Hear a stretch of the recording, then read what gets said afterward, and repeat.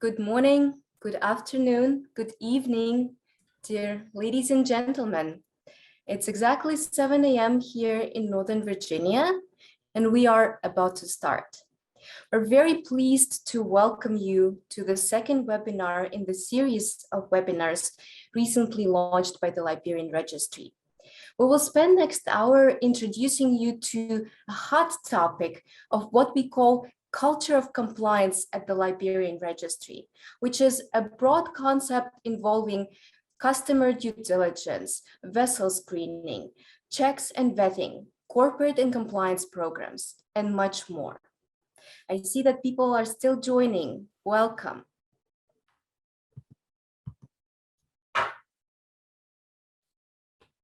My name is Irina Nosova, and I'm the Director of Sanctions Compliance here at the Liberian Registry. A very warm welcome to everyone, and we hope you're having a wonderful day. I'm Marina Ivanenko, and I'm the Vice President of Shipping and Corporate Services at the Registry. The agenda for our today's hour will be the following. We will start off with a brief discussion of the flag state role and functions, which will lay the floor for a brief introduction to the Liberian Registry as it is today. Thereafter, we will talk about the Liberian Corporate Registry and take a deeper dive into the registry's corporate and compliance, and more specifically, sanctions compliance programs and their essential features. Before we start, a couple of housekeeping items. At the end of the hour, we will allocate some time to answer any questions you might have for us. So please feel free to type the questions in the chat box that you see on the screen.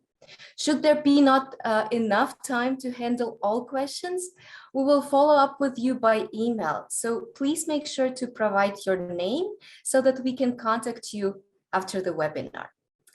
Secondly, during the webinar, we will have some polls to keep our session interactive.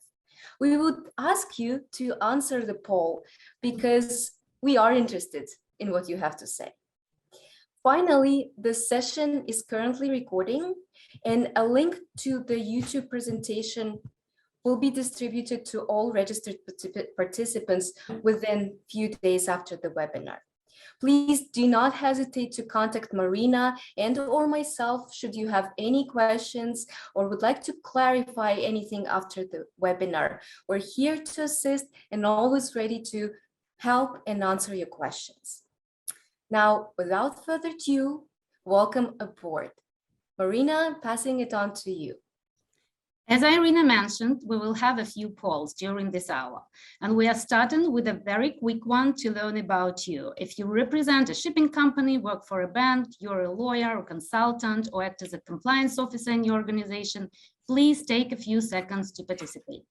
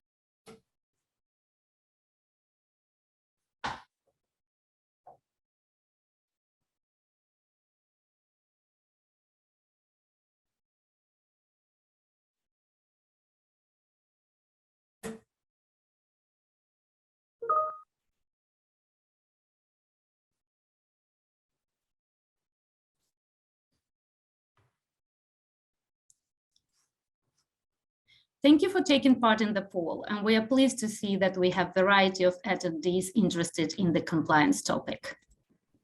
Let us start with a general overview of flag state functions, which also form the base for further compliance requirements. As some of you might know, it is highly important to choose the right nationality for a vessel, and it is balance of benefits and duties as well as flag state reputation that determines the ship owner's flag choice. The main consideration is usually minimization of cost and maximizing the revenue. but non-accessible or not immediately available and poor services or reputation and compliance issues generally make the ship owner pay twice.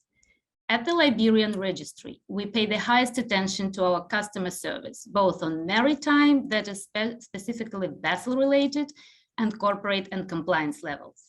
Today, the flag of Liberia is often called a flag of competence, offering high-quality services. Shipowners' chosen flag state shall have sufficient authority, capability, and responsibility to enforce national and international requirements. Liberia is a party to all the major maritime safety and environmental protection conventions and treaties, and is a founding and active member of the International Maritime Organization. We welcome and value of Liberian shipowners and industry participation in voicing the issues affecting maritime safety, security, and environmental protection, and being on the IMO agenda. In fulfillment of its task, the flag state is essentially a core element of the industry. It puts measures in place to safeguard the welfare and qualification of hundreds of thousands of seafarers and verify competence of the crew on board. It works together with other industry players such as classification societies, inspectors, port state control, and international organizations to stand for the vessel's safety and security oversight and to ensure that maritime industry is safe and highly reliable. The Liberian Registry is an open registry that has been in operation for over 70 years. Initially, it was established by the former United States Secretary of State, Edward Stettinius, back in 1948. The choice of Liberia's jurisdiction was not accidental. There were strong historical connections between the United States and Liberia. There are and continue to be close social and cultural links. In fact, the entire legal system of Liberia is based on the United States legal system and institutions. And in absence of applicable Liberian legal provisions, the competent courts or the courts of competent jurisdiction in Liberia may apply relevant and applicable United States common law. Now, since the inception, the Liberian Registry was immediately set off to succeed. Just about a year and a half after the establishment, it launched or registered its first vessel, the oil tanker World Peace, owned by a Greek shipping owner.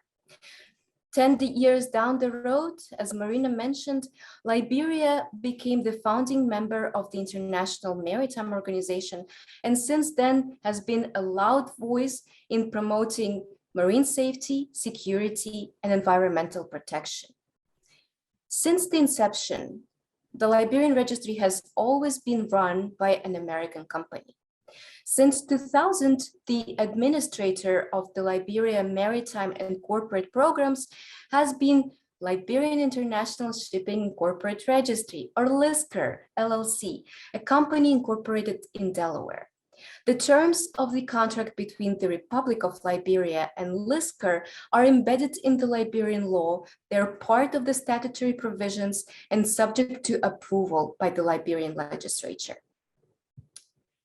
Many of you may know that LISCR is headquartered in Dallas, Virginia. We also have an office in New York where traditionally ship registrations and ship mortgage recordations take place.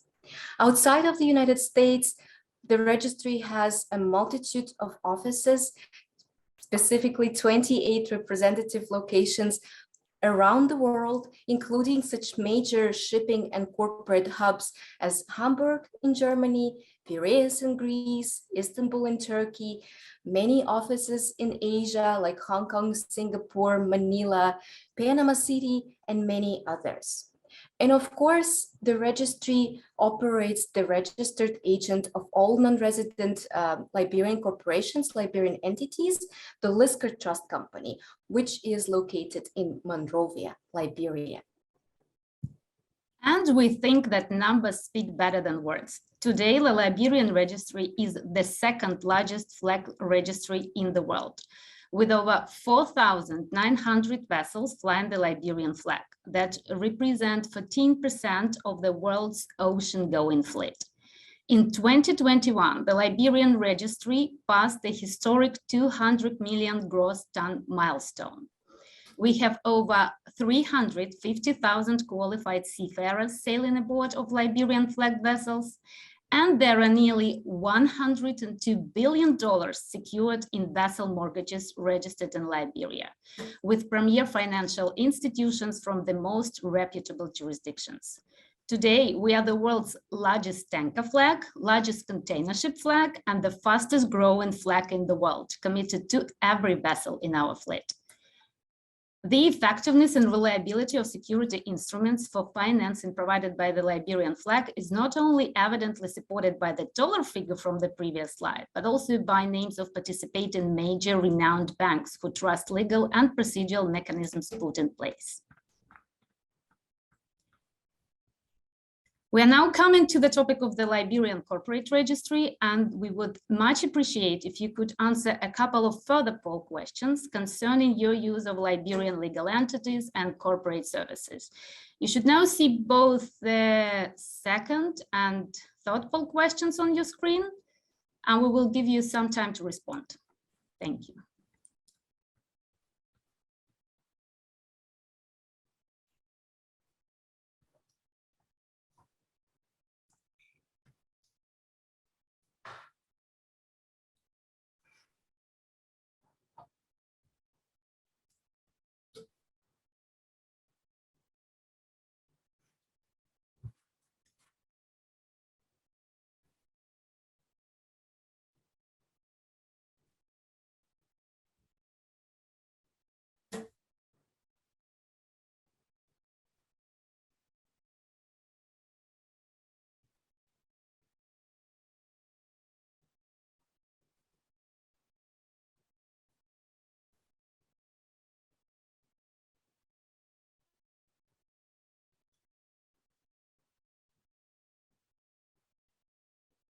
And while you are answering, let me go on, because I already see the results on the screen. We see that most of you are familiar with the Liberian corporations.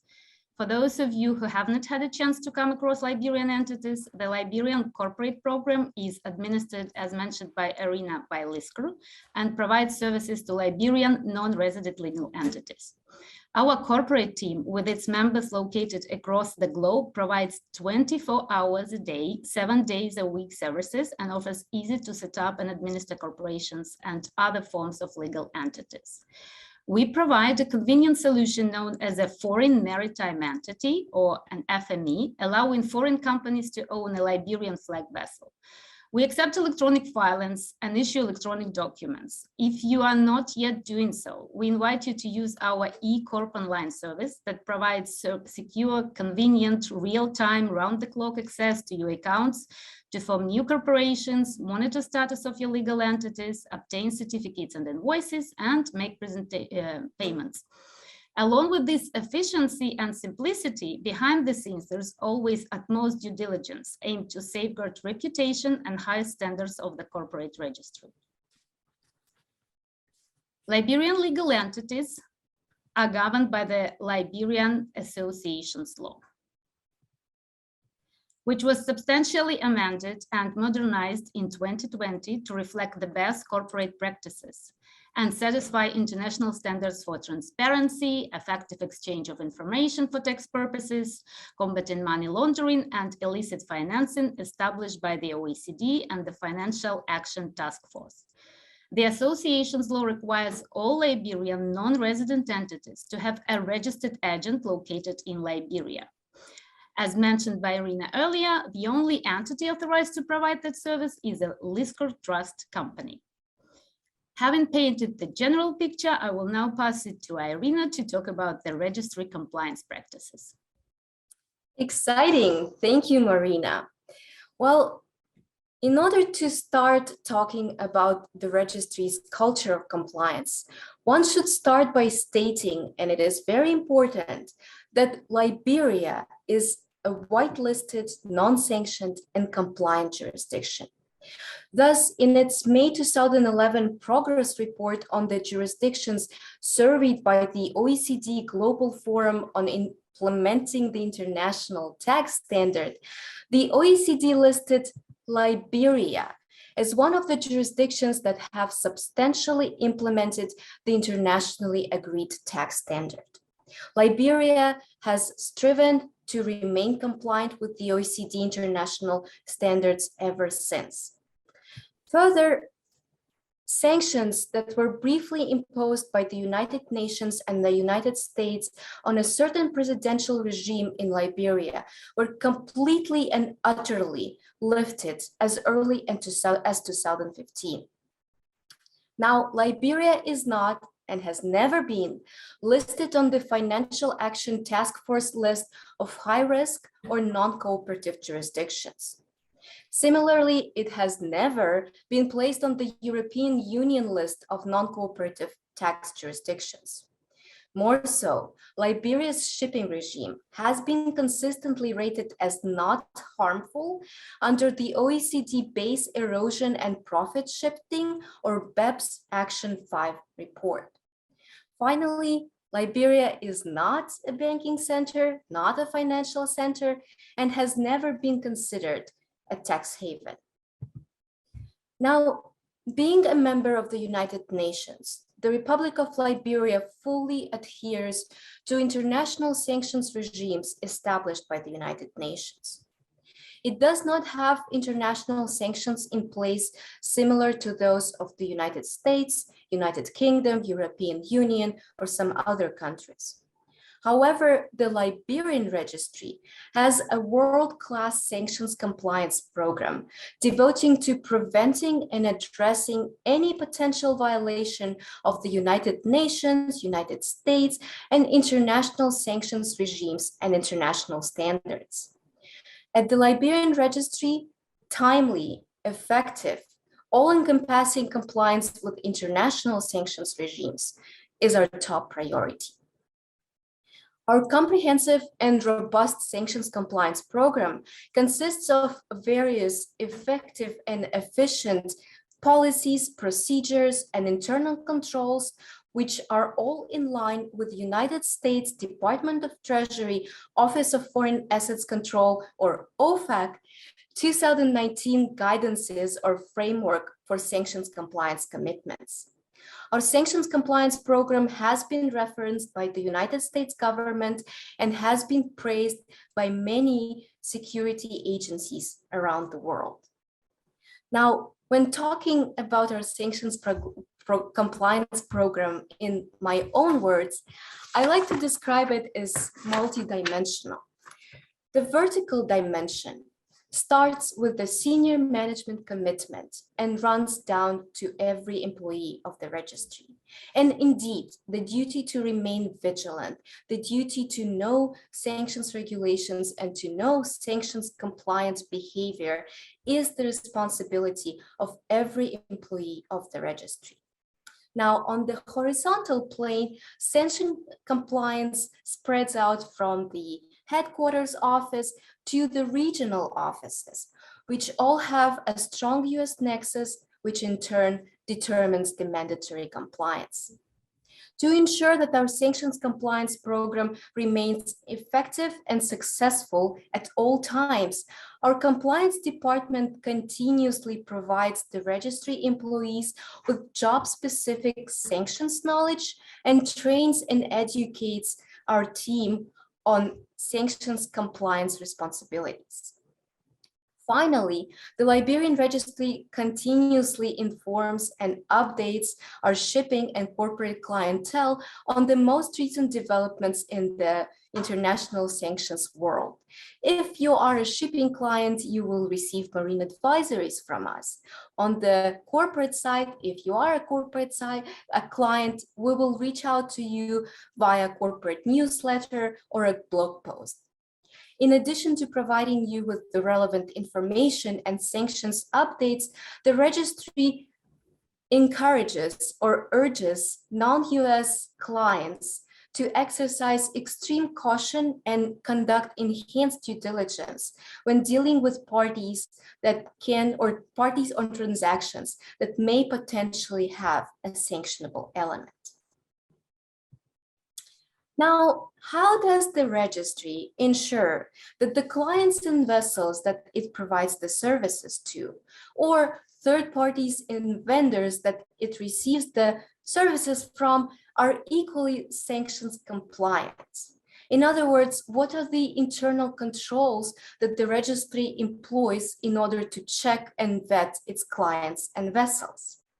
Well, to start describing that, let me first put out that all information that the registry maintains on its clients, contacts, vessels, vendors, third parties, AORs, is maintained in a comprehensive database, which is internal, electronic, highly secure, and highly protected. The database undergoes 3 levels of checks and vetting. Under the first level, the database features real-time scanning and blocking of all names, whether corporate, individual, vessel, etc., listed on OFAC SDN list. Additionally, the database has an automatic block of all addresses located in the comprehensively sanctioned countries, which we know are Iran, Syria, Cuba, North Korea, and the region of Crimea. So how exactly does this work? Let me give you an example. Should a registry employee anywhere in the world at any given point of time wish to register a vessel that is already an SDN, or insert a contact of a person that's equally an SDN, or merely record an address of a company in Iran, the database, the system will automatically detect this activity. The user will not be able to proceed with anything because the only thing the user will see is a large block on their screen. And all registry employees are trained to understand that this has been an alert triggered by the system, which needs to be immediately reported to compliance department for further investigation and reporting accordingly. Now, next to the real-time checking, we do what we call monthly maintenance of our database. Once a month, our IT department will screen our entire database against the most recent OFAC SDN files.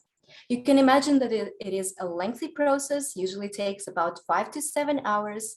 And during the process of comparison, we employ what's called fuzzy logic mechanism, which is aimed to flag or pull out names that are misspelled, mispronounced, or written similarly with different word sequence or letter sequence.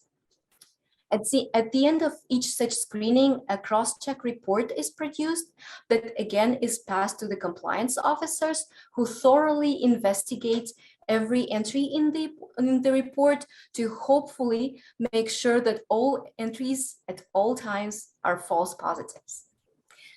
Now, at the third level, we aim to ensure that between the monthly checks and alongside the real-time scanning, nothing bad or no bad client sneaks into our database. To ensure that, our compliance team manually checks all information that has been entered into the database the previous day against a recognized third-party service provider.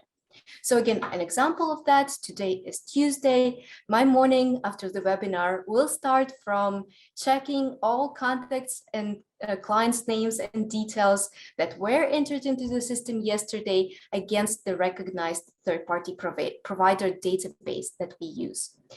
And the service that we get from the third-party provider has been very useful because it allows us not only to check the names against OFAC SDN and SSI lists, but against a variety of sanctions lists, including the European Union, United Kingdom, any other sanctions list you may think of, including adverse media reports, and much more. We also strive to look beyond the face value of the name that we have at hand, and the third-party database that we use allows us to dwell and dive into the beneficial ownership of the companies that is in our database, including the OFAC 50% ownership rule. Now, we do work closely with our third-party provider to ensure that their database is updated and has the most recent sanctions information to, again, make sure and guarantee that the registry as the customer gets the most reliable and trustworthy service. So this paints a picture of the general checking and vetting mechanism that the registry employs towards its entire client database, both on corporate and maritime side. I will give the floor to Marina now to talk about corporate specific additional controls. Thank you, Irina. Speaking about additional levels of control pertaining to corporate registration and due diligence, which I referred to earlier, the registry only accepts formation instructions from professional users of legal entities, so-called addresses of record, who are engaged professionally in company management or act as professional advisors, such as lawyers, accountants, corporate consultants, ship managers, investment companies, and so on. In addition, the registered agent is subject to anti-money laundering standards, and following those obligations, it requires the clients to submit a Know Your Customer questionnaire at the time of a new entity formation. The KYC form is thoroughly reviewed by the registered agent, and the records are confidentially maintained. Further, the amended law requires entities to annually record information pertaining to shareholding, beneficial ownership, management, and record keeping in an annual declaration. In 2021, we saw that many clients left submission of the annual declarations to the last days of December, and we urge you not to do so this year or in the future and submit the declaration 2, 3, or even 4 months before the end of the year in order to avoid penalties. As you may have experienced, it is a very user-friendly form. Any member of our corporate team is always ready to assist you with any and all questions you may have in respect of annual declarations. And please also note that FMEs are excluded from both KYC and annual declaration requirements. And I'm passing to Irina again. Wonderful, thank you, Marina. Well, just like there are some additional controls on the corporate side, it's only logical that there are additional controls applicable to vessel registration process. Thus, at the onboarding stage, every foreign vessel that is willing to fly the Liberian flag undergoes what we call a background check. This is essentially a vessel eligibility check, and we conduct, or the registry conducts it by and large in line with the United States government 2020 May Global Sanctions Maritime Advisory recommendations. What are the aspects or things that the registry looks at when onboarding a foreign flag vessel? First, of course, the registry would verify the IMO number of the vessel.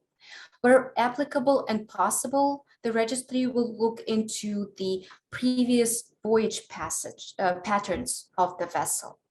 For sure, the registry will look into the current ownership of the vessel, including the current beneficial ownership.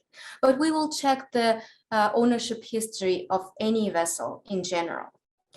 Where possible, and again, where applicable, the registry will also research any potential sanctionable involvement of a given vessel in the previous years. That would include searching through OFAC advisories, again, looking at the vessel's previous trading patterns, looking into potential involvement of the vessel in any deceptive shipping practices, and things of that nature. Should it be necessary, the registry, while conducting the background check, may reach out to other industry partners to obtain additional information on the vessel. And only after all available information to the registry is leveraged, the decision is taken whether to onboard the vessel to fly the Liberian flag or not. Now, past the onboarding stage, all Liberian vessels are subject to ongoing monitoring. And let me take a leap here into some technical considerations. Many of you, I'm sure, are aware that by SOLAS convention, all vessels over a certain size must transmit their positions via automatic identification signal, or AIS.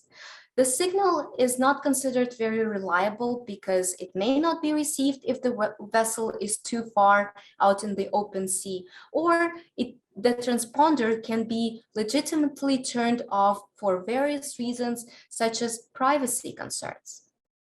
Well, in addition to transmitting AIS signal, all Liberian flagged vessels are required to report or transmit another positional data, which is called the Long Range Identification Tracking Signal, or LRIT. It's a much more sophisticated technical concept. I only know that this is a signal that is transmitted from the vessels through the satellite to the flag state recipient antennas. LRIT is much more reliable, much more accurate and secure signal. It has to be transmitted at all times, with rare exceptions when the transponder is turned off with the permission of the flag administration. So, having said that, you may imagine that only even just taking LRIT signal, the registry receives millions and millions of LRIT positions every day. And here you have a map to give you a slight understanding of how many signals the registry is receiving at any given point of time. Now, you may think, or you should think, that in addition to the map here showing the LRIT signals, the registry is also receiving the AIS signals, which in reality doubles or triples the amount of signals depicted on this map. So the next question is, how in the gazillion of data position signals that the registry is receiving at any given point of time, does the registry vet or pick the vessels of interest and the vessels of concern? Well, one additional feature that the registry has established is setting up polygons around the countries with comprehensive sanctions regimes. You see some zones as an example in the pictures. Here's Iran, North Korea, and Venezuela.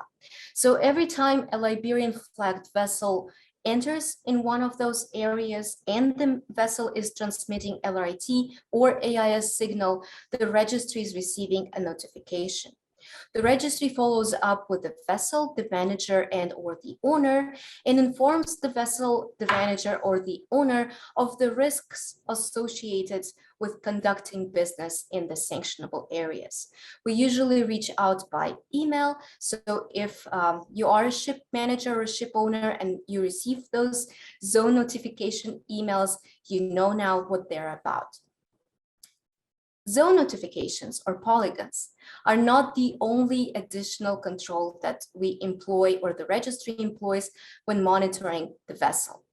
Our talented IT department has enabled us a unique function where the registry is able to combine, compare, and analyze the multitude of AIS and LRIT signals together. So how does it work and what does it mean? Let me give you a couple plain examples. For example, if a vessel is engaged in a deceptive shipping practice of AIS disablement, meaning that the vessel turns the AIS transponder off to be dark to the public, the vessel is still transmitting LRIT and remains visible to the Liberian registry at all times. Or another example, if the vessel decides to spoof its AIS location and show its AIS signal somewhere else, the registry is still able to trace the vessel to its realistic real position based on the LRIT signal. What the system does for us, it analyzes and picks out those cases that the registry needs to investigate further. Additionally, all cases of AIS and or LRIT developments are flagged automatically for the registry, so all our specific personnel follows up with vessels owners and managers to ensure that the transponders are turned off in the nearest future. And this practice has been proven very useful and has drastically decreased the amount of non-reporting Liberian flagged vessels at all times. Now, we've talked at length about the registry's internal sanctions compliance efforts. It's also important to note that Liberia, as a jurisdiction, has been instrumental in promoting international sanctions compliance. Thus, in 2019, Liberia came out with an initiative that was later supported by Marshall Islands and Panama, two other major flag registries, to enter into a memorandum of understanding on sharing of information pertaining to sanctionable vessels and vessels potentially engaged in sanctionable activities.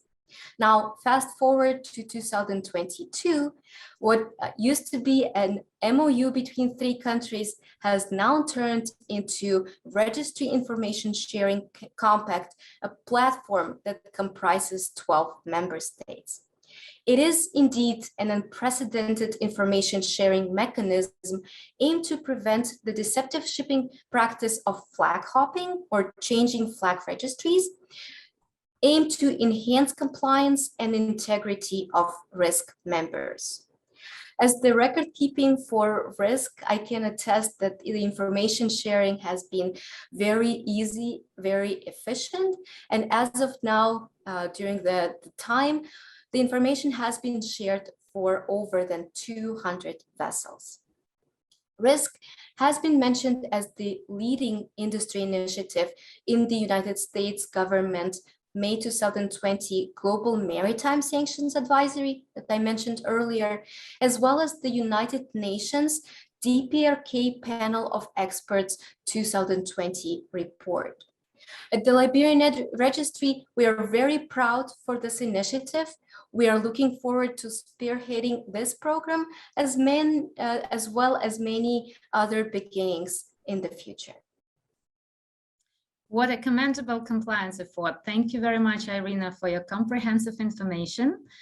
And we can now, I think, move to our Q&A session. The first question relates to sanctions and vessels AIS and LRIT.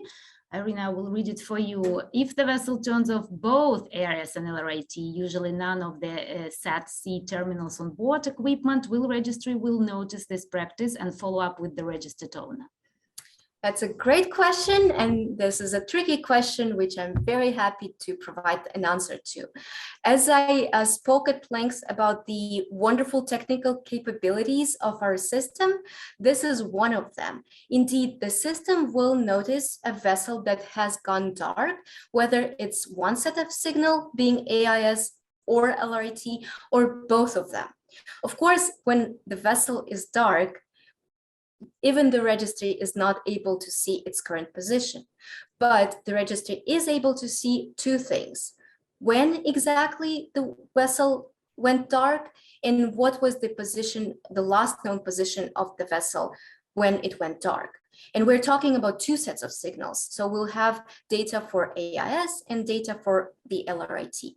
And yes, once the system flags this case for us, our investigations department, our compliance department, our LRIT and AIS team, we all work together to follow up with the owner or the vessel manager to try to clarify and investigate this case further.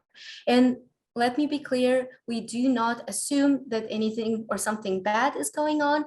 We want to reach out to investigate, and perhaps it can be, or it may be as simple as a technical complicality that the vessel is currently facing that the registry is very happy to assist with. I think we don't have any more questions. Please feel free to put any of your questions in the chat box. We are happy when we have sufficient time to answer them.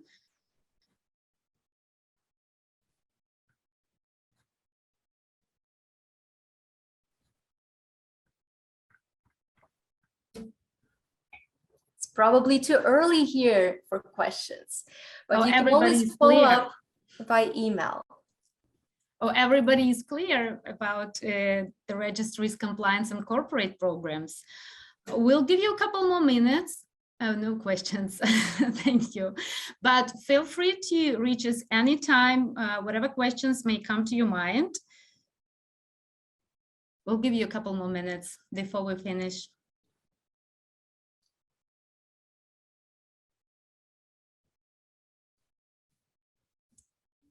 If there is any, we'll get back to you, ladies. Absolutely. We are always happy when you reach out to us.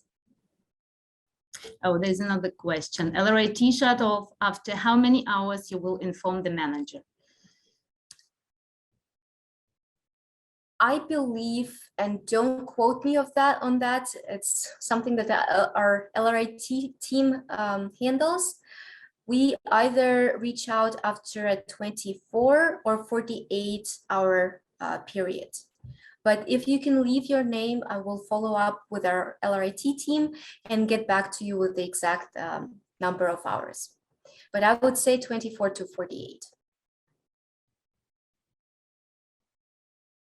Well, we will definitely follow with the manager.